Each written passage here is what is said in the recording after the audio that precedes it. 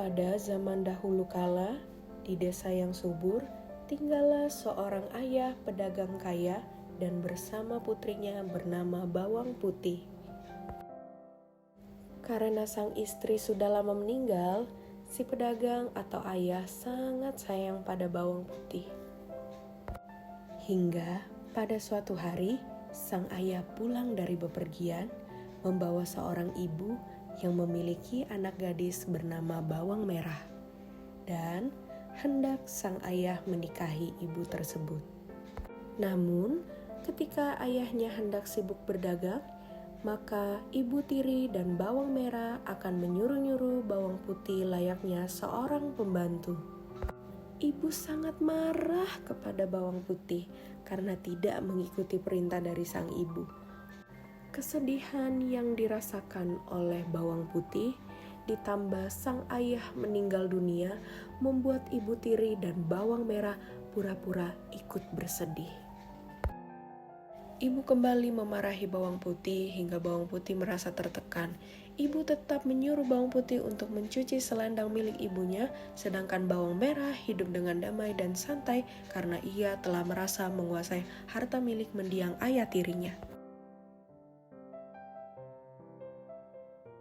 Dan Bawang Putih pergi ke sungai untuk mencuci selendang ibunya, namun sayangnya selendangnya hanyut hingga tidak menemukan selendang tersebut. Pada akhirnya Bawang Putih mencari selendang yang hanyut dan bertanya langsung kepada penggarap sawah. Dan ternyata penggarap sawah juga melihat bahwa ada seorang nenek-nenek yang mengambil selendang hanyut tersebut dan dibawanya pergi. Saat Bawang Putih mengetok pintu untuk bertanya mengenai keberadaan selendang milik ibunya, dan nenek tersebut memberikan syarat jika ingin mendapatkan kembali selendang tersebut, syaratnya adalah membantu ia membersihkan rumahnya. Dan akhirnya Bawang Putih telah menyelesaikan tugas untuk membersihkan rumahnya, dan nenek memberikan 2 pilihan labu ukuran kecil dan ukuran besar, dan ternyata Bawang Putih lebih memilih ukuran kecil. Sampainya di rumah, Bawang Merah dan ibu memarahi Bawang Putih karena terlalu lama mencuci baju dan langsung menyuruh Bawang Putih untuk memasak makanan. Ibu dan Bawang Merah memaksa Bawang Putih untuk masak labu yang dibawa. Namun ketika labu tersebut dibelah, ternyata isinya adalah emas yang membuat ibu dan Bawang Merah sangat terkejut.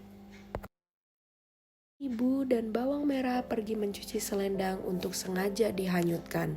Akhirnya Bawang Merah dan ibu berhasil menemui nenek-nenek tersebut tanpa bertanya dengan penggarap sawah untuk mengetahui keberadaan selendang tersebut. Setelah membantu nenek membersihkan rumah, ibu dan Bawang Merah mendapatkan hadiah labu, dan ternyata labu tersebut yang dipilih oleh Bawang Merah adalah labu yang berukuran besar dan patangannya tidak boleh dibuka sebelum sampai di rumah. Mereka berdua sudah tidak sabar ingin membuka labu yang diberikan nenek dan melanggar perintahnya, dan ketika labu tersebut dibuka, ternyata isinya adalah ular, dan ular tersebut menggigit keduanya hingga meninggal dunia. Akhirnya Bawang Putih kembali memperoleh peninggalan warisan ayahnya dan hidup dengan damai.